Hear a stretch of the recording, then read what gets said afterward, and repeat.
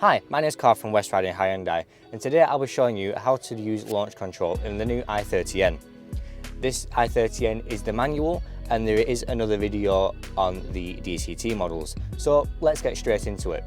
So to use launch control in a new i30N, there is certain conditions that have to be met for launch control to be activated.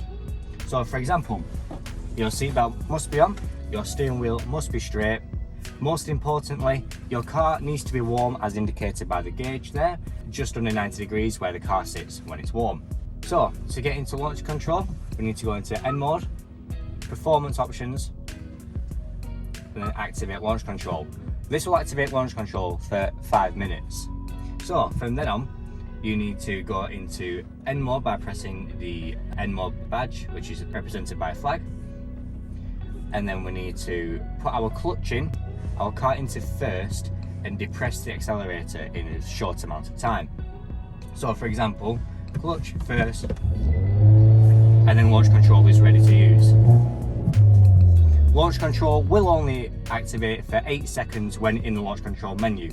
When you are in the launch control menu, you can use the up and down arrows on your steering wheel to adjust the RPM that your car will launch at.